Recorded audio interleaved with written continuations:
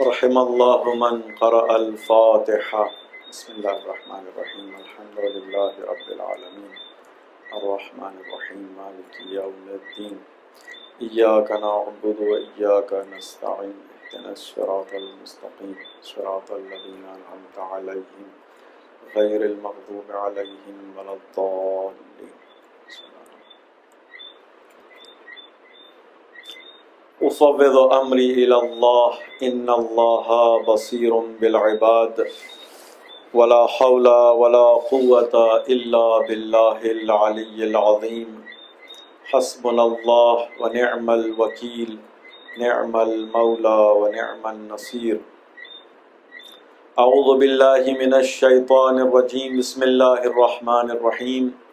الحمد لله رب العالمين بارئ الخلائق أجمعين والصلاة والسلام والتحية والإكرام على النبي الأمي المكي المدني القرشي الهاشمي الذي سمي في السماء بأحمد وفي الأرض بأبي القاسم محمد وعلى آل بيته الطيبين الطاهرين المعصومين المظلومين ولعنة الدائمة على أعدائهم أجمعين من الآن إلى قيام يوم الدين. أما بعد، فقد قال الله الحكيم في كتابه الكريم. بسم الله الرحمن الرحيم. يا أيها الناس إنا خلقناكم من ذكر وأنثى وجعلناكم شعوبا وقبائل لتعارفوا إن أكرمكم عند الله أتقاكم. Respected brothers and sisters, we already started the month of Muharram, and as we all aware that the month of Muharram is the month of awakening,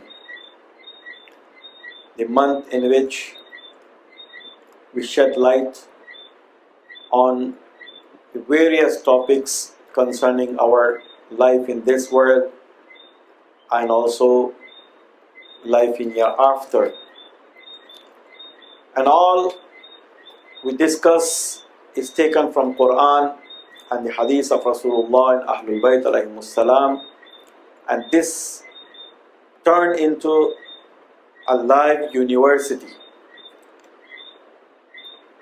Our salute to Lady Zainab salamullahi alayha, the sister of Imam Hussein alayhi salatu wassalam, who established this majalis, this gathering, in very critical condition, but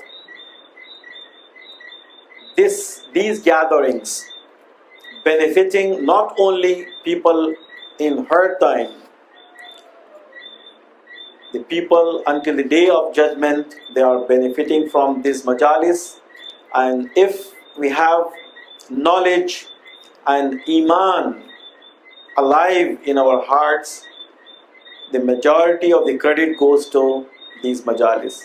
So I urge and I request all my brothers and sisters to participate actively in majalis, especially the month of Muharram itself gives us a bit motivation, and definitely it is different from other months.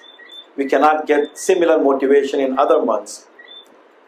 As Imam Khomeini alayhi rahmah mentioned beautifully, that whatever we have is because of Muharram and the Safar. And in fact, because of the revolution of Imam Hussein alayhi salatu wasalam, because of the tragedy of Karbala, which create awakening in our hearts and in our minds. We hope that our brothers and sisters across the world, they try their best to take lesson out of these gatherings, and inshallah they try their best to perform better than before, and that is one of the ways we can pay homage to our master Imam Hussein alayhi salatu wasalam and other martyrs of Karbala. And we try our best to emulate those martyrs, and if time comes we have to make ourselves ready to shed our blood, and if time needs our time, our efforts, our other forms of sacrifices, we have to make ourselves ready. This year I selected the topic which is very critical after consulting some of our teachers, and after considering the present situation of the world, especially in Western Hemisphere, that the way we are moving towards the advancement, what we assume that is advancement, in fact we are moving in a backward position, and we are moving towards the era in which we are more closer to animalistic behavior than the human behavior. So the major thing which we are pointing out in these gatherings, focusing on the topic, and definitely some of the things which because of the time, because of the Muharram, we have to relate about the history of Karbala and the lifestyle of some of the martyrs. But we try our best to focus on the topic, and we hope that we benefit from these discussions, and inshallah the outcome of these majalis will have impact in our lifestyles, and inshallah we try our best to not only gain the knowledge, rather we try our best to apply those things in our day-to-day life, so we can achieve something better, something which make us closer to Allah subhanahu wa ta'ala and make us better Muslim. And inshallah our Ahlul Bayt alayhimus salam, especially our present Imam, will make dua for us because of our efforts in these majalis. The main topic we discussed throughout these 10 majalis, inshallah, we have is family structure in Islam. This is the main topic we discuss. Family structure in Islam. First, we need to define what is family. We have difference of opinion in definition of family. Especially in present situation, you see in different cultures, unfortunately, we are deviating our masses towards something which is against the purpose of our creation.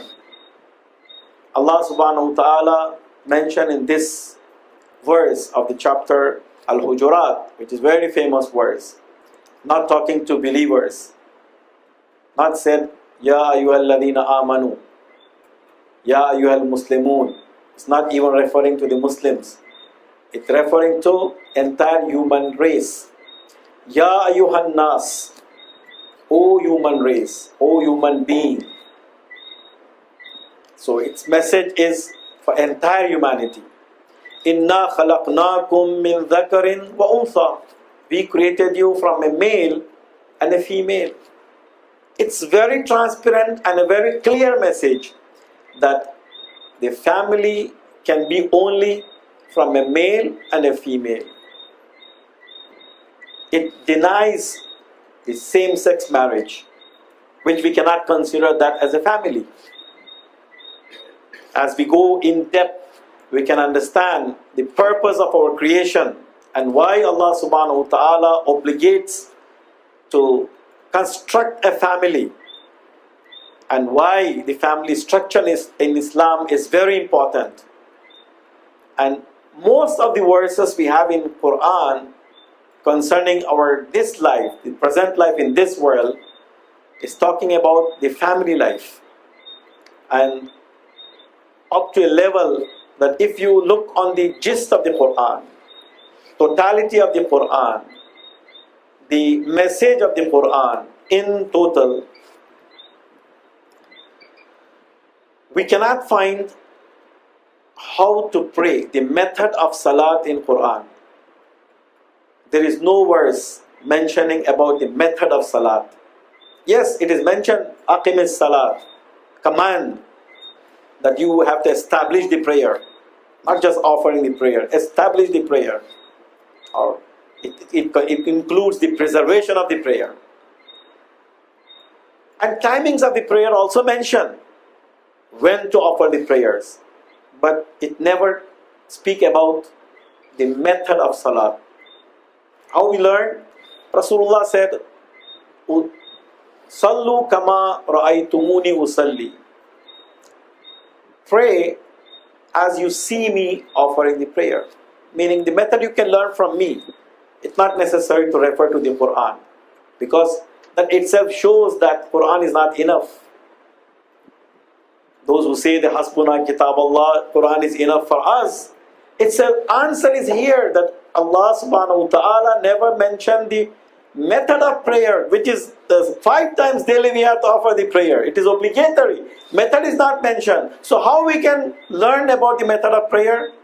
The only way is referring to our noble Prophet sallallahu alaihi wasallam. Right? So the Quran, which never mentioned about the method of prayer, but talking so many verses talking about the family structure. Even the smallest things which we cannot imagine about those things, Quran may talk about these, is mentioned. If you open the chapter An-Nisa, chapter Tahrim, chapter An-Nur especially, it is mentioned how to enter into the home. What you have to do before you entering the home. You have to knock the door. How many times you have to knock the door? If the host is allowing you to come in, what you have to do? And if they are not ready for you, what they have to do and what you have to do. These are the very tiny topics. These are the micro topics. But Quran discussed these topics in detail, which shows the importance of the family structure in Islam. Family structure in Islam, we can break these topics. Every day we can take one topic under the theme of family structure in Islam, and we elaborate and we try our best to focus more on Quran and the ahadith of Rasulullah and Ahlul Bayt alayhimus salam, and some of the incidents occurred in the history of Islam, and also we can use the efforts made by the great ulamas and also the pious people, the examples we can take out of their lifestyle. So we can, inshallah, try our best to make our family more stronger, and inshallah we can be a role model for others, especially in this hemisphere. That is the need of time. Instead of inviting them by our words, by our lectures, by our literature, it is time now to invite others by our actions, by our performance. Once we create our family structure strong, we no need to talk about family structure. Automatically people see us as a ummah, as a nation, in which we give so much importance to the family structure, the family values, the importance of the family. Automatically because they are the victims in this regard. And unfortunately, the third world is following the first world, the so-called third world and the so-called first, because I don't accept these definitions. The so-called third world is following the so-called first world in certain things in which the first world are victimized. And that is a tragedy. Recently, 2 days ago or 3 days ago, I read in the news that Indian judiciary system, the court, issued the verdict that the same-sex marriage is allowed. So if they start their family life, nobody can bother them. This is the third world. This is the what we call the India is underdeveloping country. And if you pay attention to the Indian history and Indian philosophy, I'm not talking about only Muslims, as India is the second largest Muslim populated country in the world after Indonesia. And India has a vast Islamic history of 500 years. The Muslims were ruling there in the Indian subcontinent. India, if you say India, Pakistan and Bangladesh are included at that time. And even if you focus on the Hindu scriptures, the family values are upholded there beautifully. But now this verdict has been issued, and definitely it is under the influence of the Western civilization.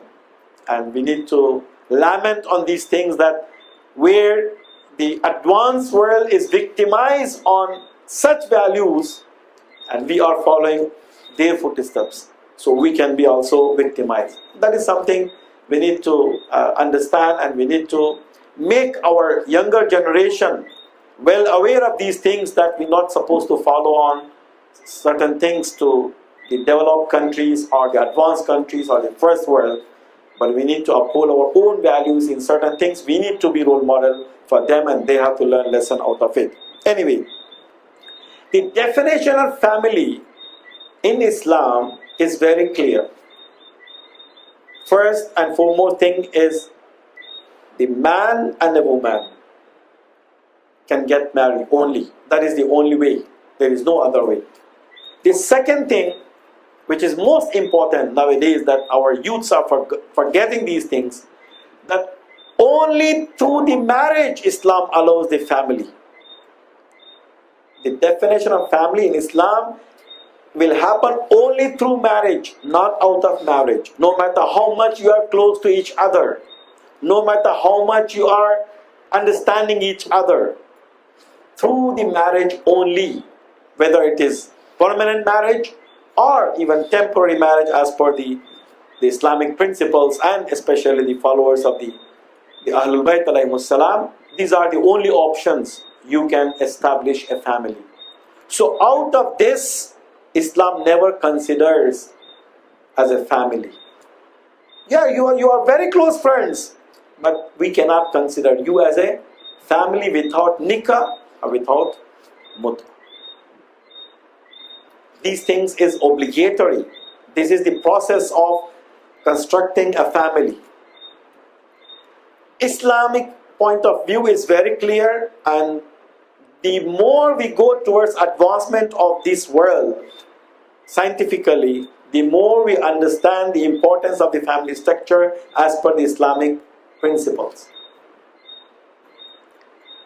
And no matter how much the others are beautifying their lifestyles, but somewhere in the other way they are victimizing themselves. They speak out or not, they admit or not, they accept it or not, but they are understanding, they are sensing, they are feeling that the way they are moving towards the so-called Western civilization, the freedom as they define is somehow humiliating themselves, and they are understanding it. Somehow the most of the you see the suicide rate is getting higher, and also the hatred among themselves is so high that the result of these hatred among the family members is come through not following the principles of Islam, and going out of this resulted in a way that most of them, they are dead against of the marriage between the man and woman, and they are moving towards same-sex marriage. Just the result of not upholding the family values. And that is definitely one day they hate this situation as well, and they try to find another one.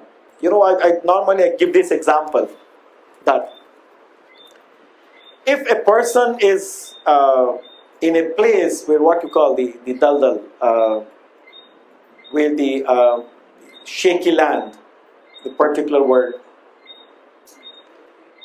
the quicksand, yeah. With the person standing on the quicksand, the best way to come out, not moving from there, asking help from someone, from the helicopter or somewhere, they should come and rescue him. That's the only way. The more you move, the more you go in. You cannot. There is no way of survival if you more struggle to come out. That is the nature of quicksand, right?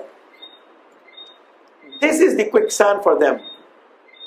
Once they came out of the foundation, the family structure, and the more they try to better their lifestyle, they're going in. And they try to find out a new formula, and they are getting in more. They are victimizing themselves worse than before. And you see, one day they will not find any solution unless they commit suicide or the other options they find. This is the way the so-called advanced world is moving. So it is better for them, not as Islamic values, as a values which can safeguard them from getting more victimized. If we pay attention, they have to come back. They should read the Quran not as a Muslim book, as a prescription to safeguard themselves. If they look the Quranic verses and the Quranic values in this point of view, not necessary to be Muslim, they can somehow safeguard and they can come back to the normal life. The more we are moving towards advancement, the situation is worse. The more equipment we have, the more gadgets we have, the more facilities we have, the more what you call the technology we are acquiring, we are victimizing ourselves. We are getting more wrong. Our tranquility is removed totally. We don't have peace of mind. And we end up spending on meditation courses. And we are not getting that. So the only thing is, we need to go back to our Creator, who knows what is our requirements, what are our needs. The Creator alone can tell us what we require and what we need to have, so we can have a successful life in this world and also salvation in hereafter. That is the only way. So definition of the family in Islam is this way. First, the marriage between a man and a woman, male and a female. No other marriages are recognized in Islam. Secondly, through marriage alone you can construct a family. Definition of family is only after marriage, not the dating system, not the friendship system, or any other system we talk more about in coming nights, inshallah. And inshallah, we try our best to find the solution. The ground level facts we need to pinpoint, and we need to discuss something which the facts of our society, before our society going more towards wrong and evil, we need to safeguard our coming generations. That's the only way. Not only we are giving this prescription to our Muslim brothers and sisters, but this is a prescription for entire human being. As Islam says, Inna ya ayyuhan nas inna khalaqnakum min dhakarin wa untha wa ja'alnakum shu'uban wa qaba'ila lita'arafu. This is a prescription for entire human being. I want to discuss why I choose this topic. The importance of this topic for present era. Why? There is a hadith which is a very famous hadith. Rasulullah also mentioned this hadith.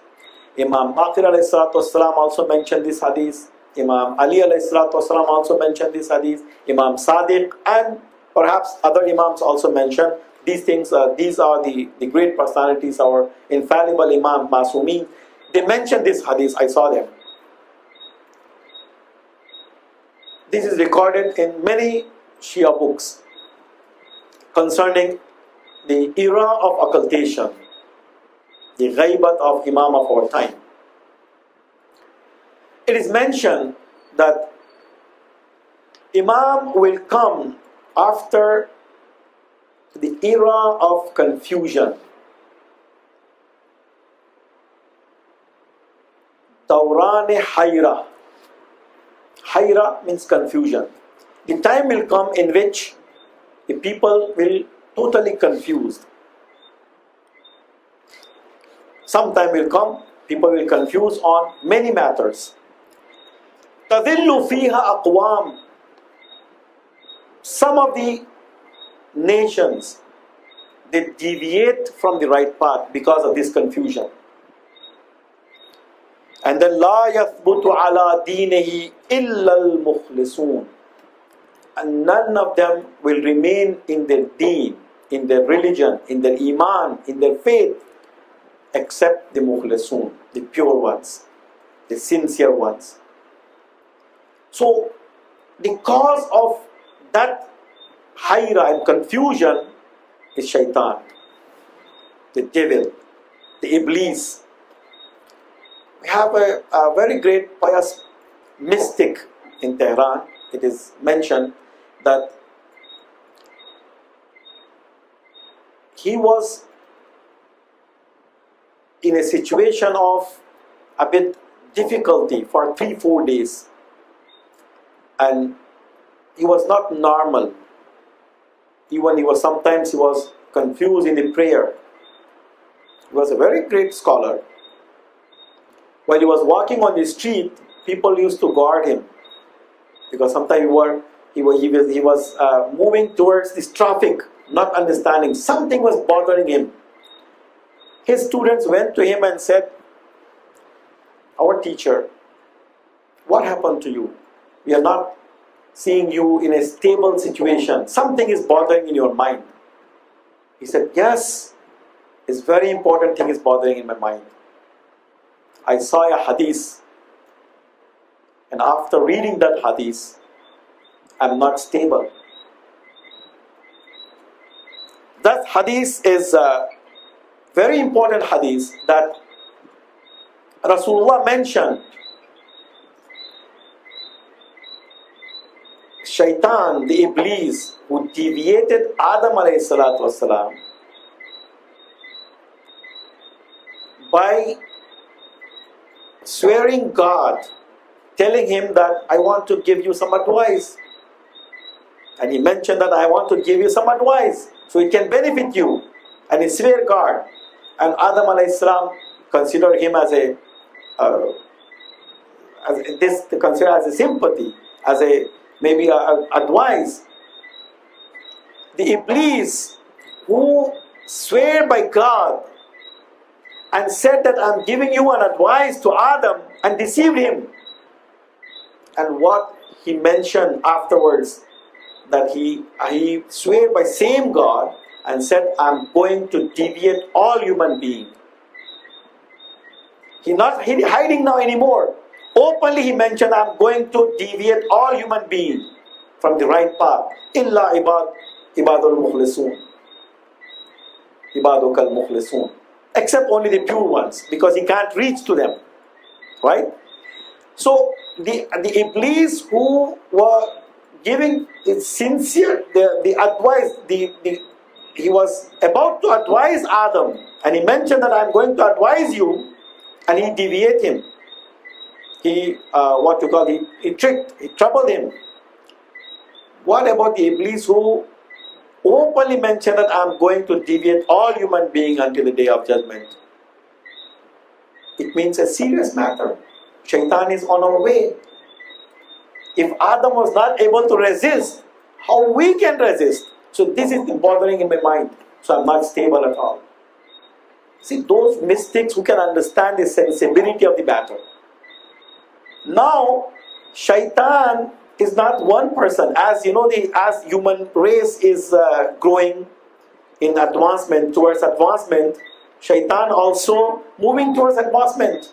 And the Shaitanic weapon, the previous centuries, is totally different than present centuries.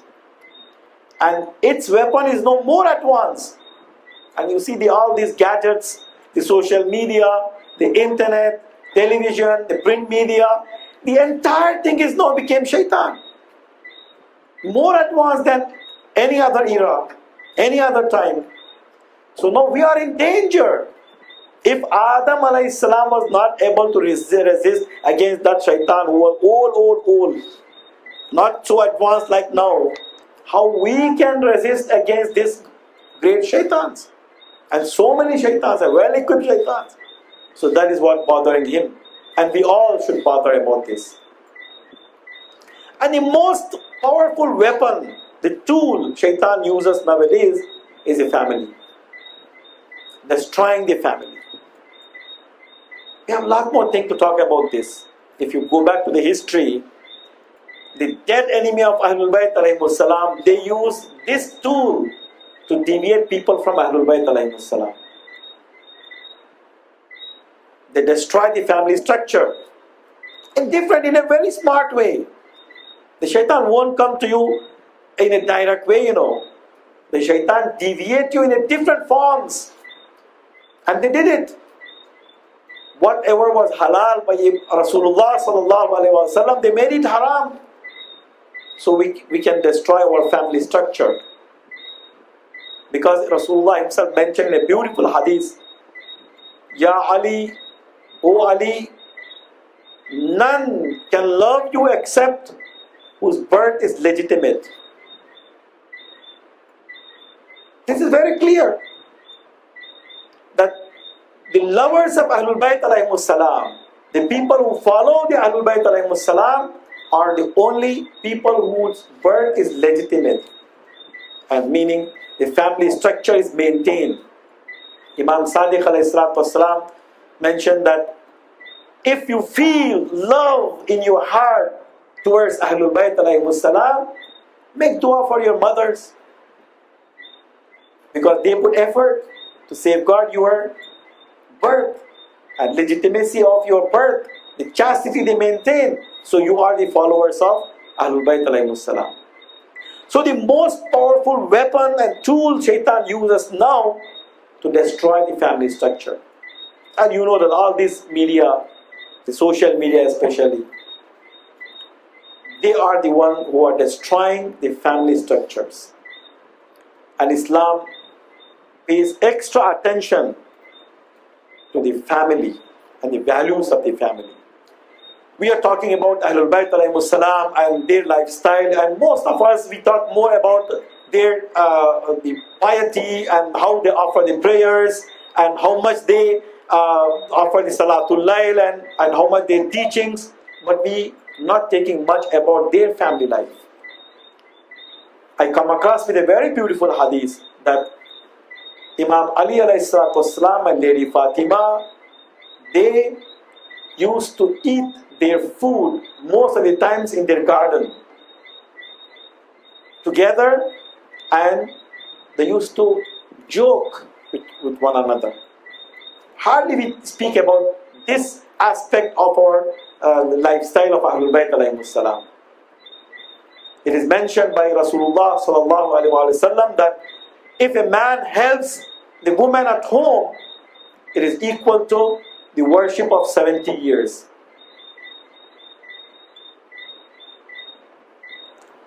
Allama Tabatabai, a person came to Allama Tabatabai once and he asked some advice. He said, Allama Tabatabai is a great mystic. He was the Mufassir of Quran. He said, please advise me. He asked, are you married or bachelor or single? He replied, nothing to do with that. I'm asking advice. What about this marital life or being single or married? He said, no, there is two different versions. If you want to take advice from me, my advice to a married person is totally different than advice to a single. And then he explained that a single person can spend time out in a masjid offering prayers and extra prayers and recitation of the Quran. But a married person cannot, because he carries other responsibilities. If he spends like 10 minutes with the family instead of spending in the masjid, it's a more powerful and more attracting the rewards of Allah subhanahu wa ta'ala. Because what is the use of being in the masjid, destroying the family by not caring of them? You understand? It is mentioned that Salman, while he was the governor in Madain by Imam Ali alayhi salatu wasalam, And once he went to the house of Zayd ibn Sawhan, he's a very good companion of Imam Ali. And he asked about him. He said, the wife said, no, he's in the masjid. And he's fasting. He's having the Quranic gathering there. The Salman became very angry. He said, give me some food. He took some food from his wife and went to the masjid. And he was carrying the stick because he was old. He was carrying a stick. And he said to the Zayd ibn Sawhan that, eat it. He said, Ya Salman, you are a Muslim. I was a Muslim, I'm fasting. It was perhaps it was the Sunnah, the Mustahab, the recommended fast. I'm fasting and you are asking me to eat it? He said, no, eat it. Either you have to eat this or I have to beat you. So why? Because you are spending more time in masjid and doing the other activities and you are not caring for your family. You eat it and go back to your family. Because what is use of having fasting and having Quranic recitation and extra prayers offering without taking care of the family, and family is suffering over there. So these are the aspects of Islamic history and the great personalities and their lifestyle, which gives us lesson that caring family is more important than many recommended acts. The prescription given by mystics are two different versions. One for the married person and one for the single. These things has to be cared. So now this era is the era in which Shaitan is using most powerful weapon to destroy the family, through which, once the family is destroyed, then you may not have soldiers of Imam Zaman. How you can produce the soldiers of Waliullah, the Imam of your time, where the family is destroyed and distracted? Automatically you cannot have that. So the best weapon, the powerful tool they use, so they can destroy the family, so we may not have the soldiers for Imam of our time. So now, we as the followers of Ahlul Bayt alayhimus salam, we need to produce the soldiers for Imam of our time, for Waliullah, right? The master of our time. Through which the same weapon our enemy, our Shaitan uses to destroy us, we have to use the same weapon to defend ourselves by strengthening our family structure.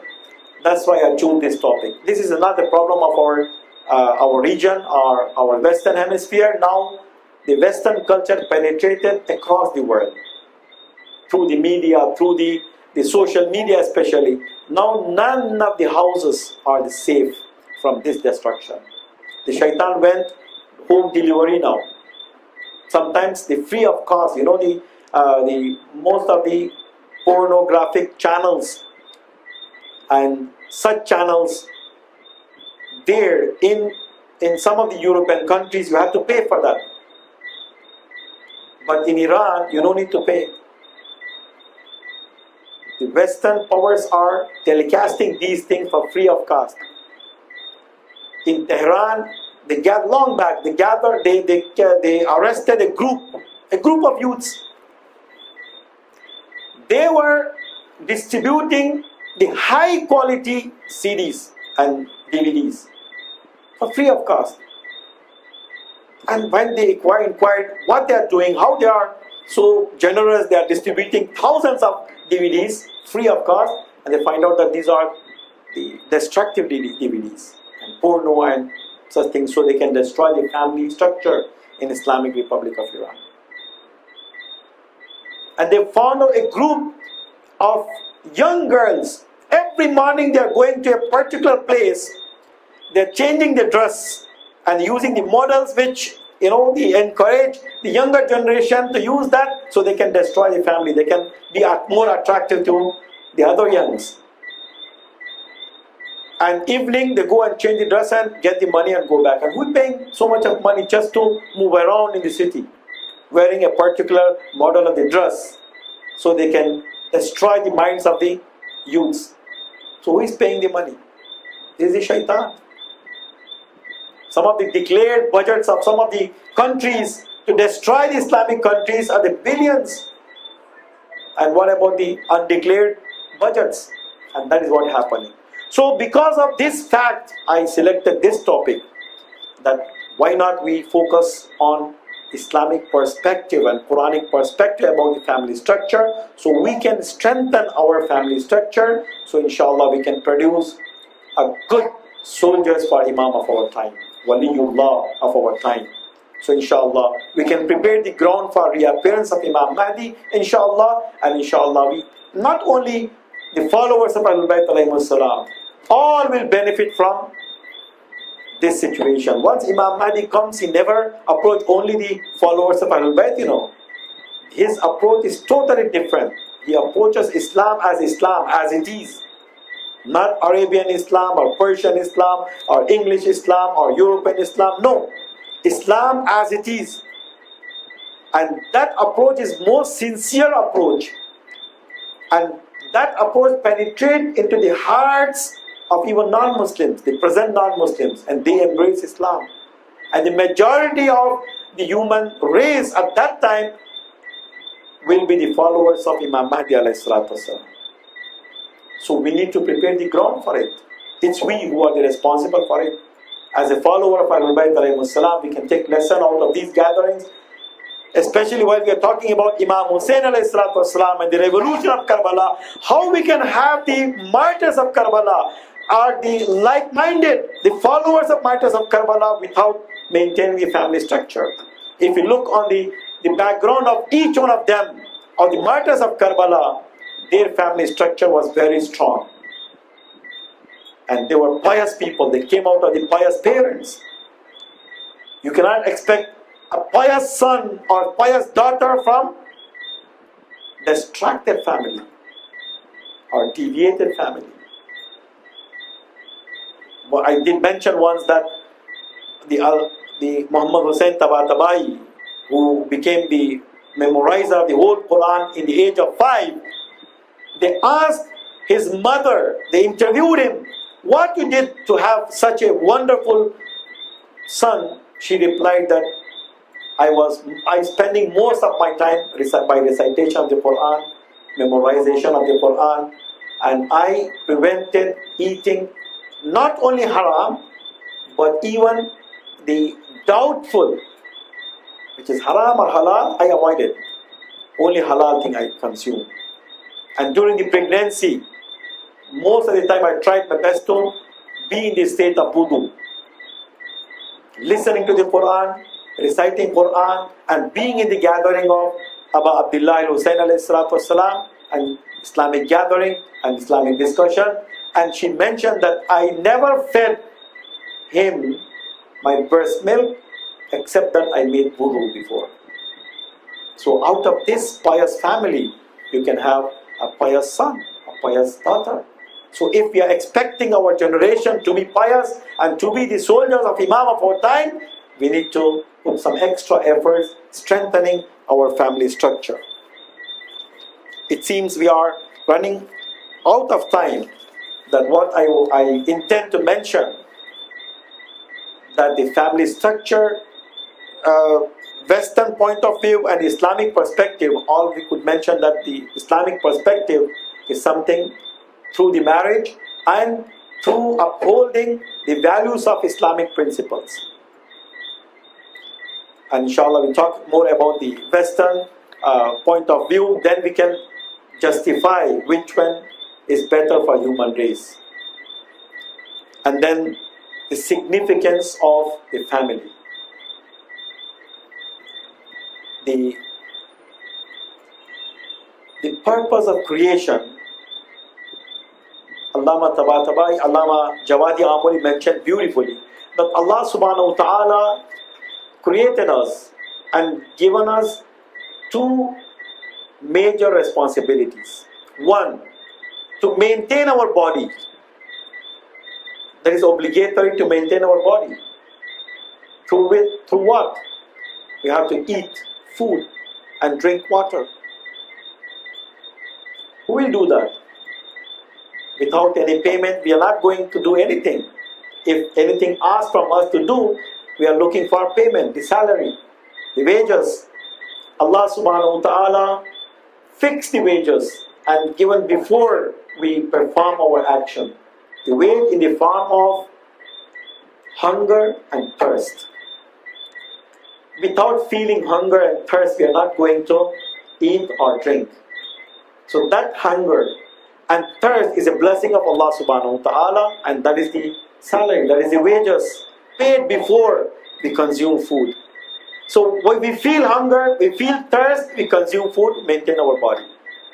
So this responsibility, easily we are fulfilling it, alhamdulillah. Sometimes we go extravagance. But the another responsibility, Allah says you have to multiply yourself. That is also a responsibility. Through what? Through the marriage. So produce children, so you multiply. So this world won't stop here. It continues until the day of judgment. So what is the wages? The wages is a pleasure in the form of tranquility, peace of mind. So Allah subhanahu wa ta'ala gave us the wages, the salary and payment before, then we produce the children.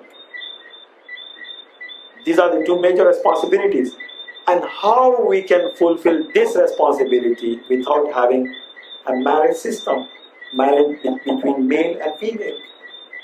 So unfortunately the world is moving towards opposite direction. If we not upholding this value, marriage between a male and female, then we cannot fulfill this responsibility. We cannot have children. We cannot produce the fruit.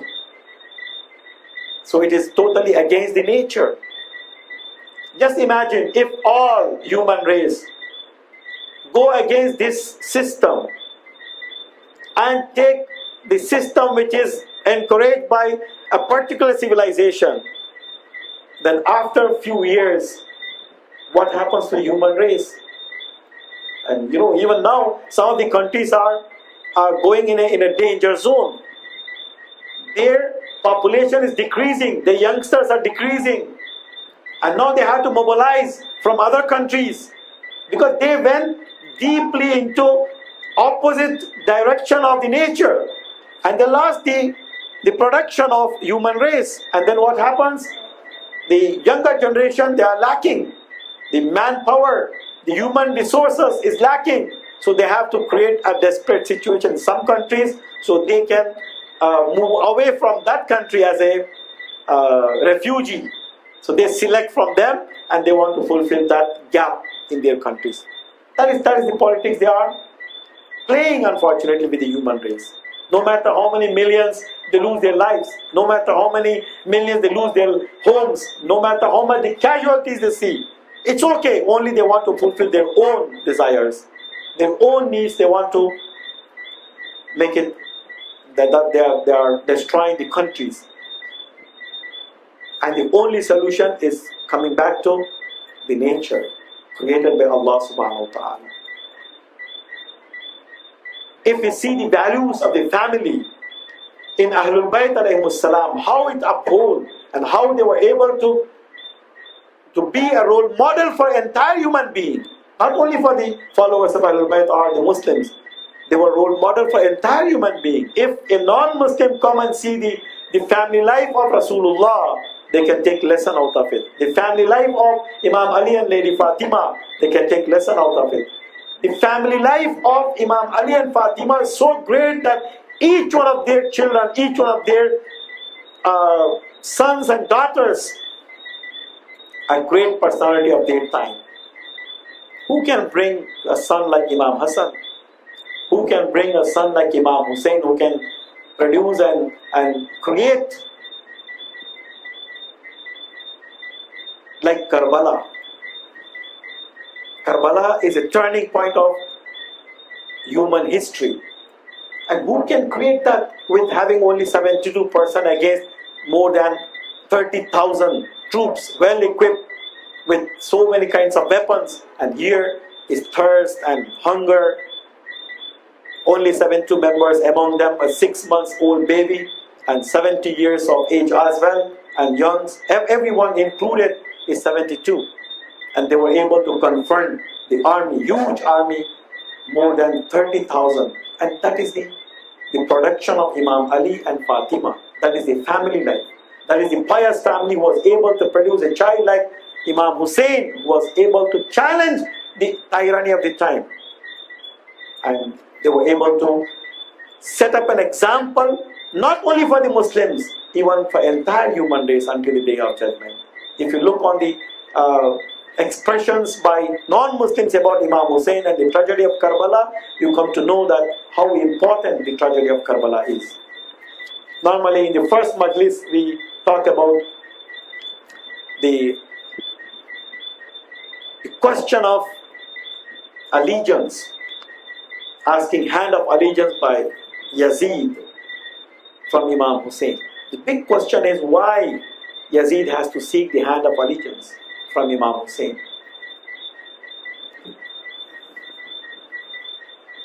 Almost the majority of the Muslim world accepted and authorized the Khilafat of Yazid. In Damascus, in Medina, in Mecca, throughout the Islamic world at that time, majority of them authorized, because that was the arrangement made by Muawiyah, and that was a platform already set up for him. And there was no much resistance. What was the need of Yazid? What was the need that Yazid has to ask the hand of allegiance from Imam Hussein? That itself shows that if Imam Hussein recognizes, he was able to rule. Otherwise, he may be in trouble. That's why he wrote a letter to Walid, who was the governor of that time, the Khalif in the Medina, asking that you have to ask Imam Hussein the hand of allegiance, otherwise you have to slaughter him. It was not so easy to tackle with this situation in the Medina at that time. Imam Hussein ﷺ knew the situation, and he declared that mithli la yubayu mithla, like me, never give hand of allegiance to like Yazid. Openly he declared. And that is the meaning of the Hussein ibn Ali. As a grandson of Rasulullah, he needs to preserve the values of Rasulullah. He did mention that إِنَّمَا خَرَجْتُ لِطَلَبِ الْإِصْلَاحِ فِي أُمَّةِ جَدِّي أُرِيدُ أَنْ آمُرَ بِالْمَعْرُوفِ وَأَنْهَى عَنِ الْمُنْكَرِ. I'm leaving this Medina not to destabilize the situation. I want to uphold the values preached by our Rasulullah, our noble Prophet, and Sunnah of Rasulullah, and the Seerah of Imam Ali alayhi salatu wasalam. I want to make it alive, because it's almost dead. Nobody is caring about these values. And Imam Hussein alayhi salatu wasalam, by declaring this, he mentioned that until the day of judgment, whoever follows the Imam Hussein alayhi salatu wasalam, they have to deny the allegiance as requested by any tyranny of the time. That is the final statement. And he left Medina. It is hard for personality like Imam Hussein to leave the Medina. This Medina where he lived with Imam Ali alayhi salatu wasalam, Lady Fatima, they played there. Medina reminds them the time of Rasulullah. Rasulullah introduced them to the Muslims that Hada Husaynun fa'rifu. This is my Hussein. Know him, understand him. And this is the place where Rasulullah mentioned this hadith that Al-Hasan wal-Husayn Sayyada Shabab Ahlul Jannah. Hasan and Hussein are the masters of the youths of paradise. And it is hard for Imam Hussein to leave the Medina just like that. It is mentioned that after declaring this sentence in the castle of the governor, he came back home, and then he asked the Ahlul Bayt and his close companions to get ready for a journey in which there is no return. This migration has no return. And then he went to the Masjidun Nabawi. And obviously he reminded of the time of Rasulullah. And he cried a lot. It is mentioned that he went to the grave of Rasulullah and he spoke to the Rasulullah sallallahu alaihi wasallam. He said that, Ya Rasulullah, oh my grandfather, see your ummah is not allowing me to stay in Medina. They are asking hand of allegiance from me. They are asking me to authorize the Khilafat of person like Yazid. This time came for me here now. And he cried a lot and said, Ya Rasulullah, I like to be with your grave and taking care of the Masjid al-Nabawi. But the time came to me to leave you alone here. And then he went to the grave of Lady Fatima salamullahi alayha, his mother, and then he cried a lot and said, oh my mother, the time came to me to leave you now. Medina is not a place where I can live anymore. And the whole Ahlul Bayt, their lives are in danger. And people, the Muslims, the so-called Muslims, are not supporting us in this very important cause to preserve the message of Rasulullah. And he migrated from Medina, leaving some of the family members in Medina so they can carry some of the responsibilities. And he left for Mecca. While he left in Medina, the entire family was with him. Lady Zainab was with him. Abbas was with him. Ali al-Akbar was with him. Awnu Muhammad was with him. The entire family was with him and they were supporting. But he was crying there. And I will ask, Ya Hussein, Ya Aba Abdullah, now you are leaving Medina with your entire family in a good situation. You can easily leave the Medina and reach to Mecca. You're well aware of it. But what happens to your Lady Zainab, your sister Lady Zainab? Why they leave the Karbala? They have no supporters, no Abbas with them, no Qasim with them, no Awna Muhammad with them. And that's why Lady Zainab, while she was leaving the Karbala towards the Kufa and Sham, she mentioned that, Ya Rasulullah, we the family of you are alone here. We are not feeling secure here. And then she referred to Imam Hussein, that, oh my brother, you completed your mission and now your sister Zainab is carrying on the mission, but you know that your mission is ended here and it was easy task for you, but definitely you are aware that this is the hard task for Zainab and Sayyid al-Sajjad to carry on after the martyrdom in Karbala and after the martyrdom of Imam Hussein alayhi salatu wassalam. La yawm ka yawmika ya Aba Abdullah. Assalamu alayka ya Aba Abdullah wa ala al-arwah allati hallat fina'ik alayka minni salamullah abadan ma baqit wa baqiya al-layl wan-nahar ولا جعله الله آخر العهد مني لزيارتكم السلام على الحسين وعلى علي بن الحسين وعلى أولاد الحسين وعلى أصحاب الحسين. مات الحسين.